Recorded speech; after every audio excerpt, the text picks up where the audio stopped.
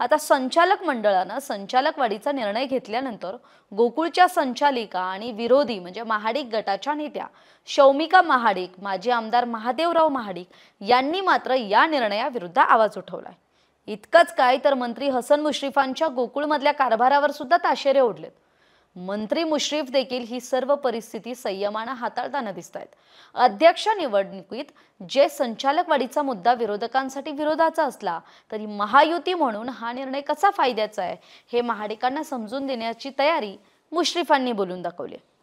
तर दुसरीकडे गोकुळमधला महत्त्वाचा गट आणि मंत्री मुश्रीफ यांचे निकटवर्तीय सहकारी आमदार सतेज पाटील यांनी मात्र संचालक वाढीच्या निर्णयाला सहमती दिली आहे। पण आधी सांगितल्याप्रमाणे याला महाडिक गटाचा विरोध आहे।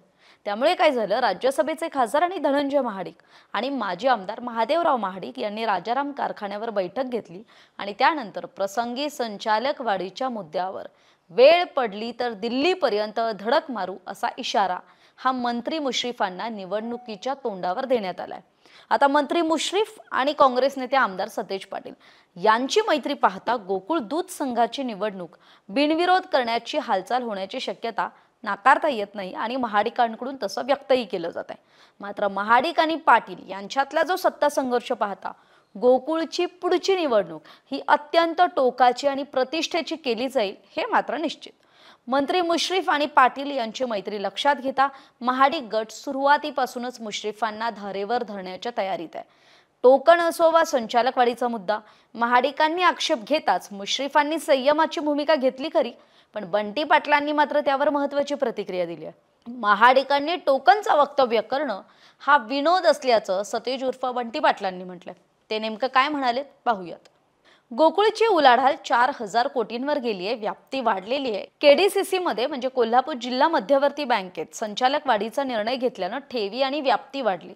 त्यामुळे त्याचप्रमाणे गोकुळचा कारभारही चांगल्या पद्धतीने चालण्यासाठी संचालक वाढीच्या निर्णयाची मदत होईल। मात्र तुझं माझं जमेना तुझ्याशिवाय करमेना अशी अवस्था महायुतीची झाली आहे।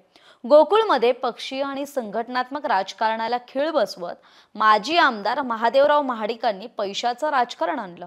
आज तेच महाडिक गोकुळमधल्या टोकणवरून टीका करत असतील तर तो मोठा विनोद म्हणावा लागेल। तसेच 2014 मध्ये ज्यांना खासदार केलं तेच आता मुश्रीफांविरुद्ध बोलतायत, ही बाब दुर्दैवी असल्याचं सुद्धा सतेज पाटील यांनी म्हटलंय।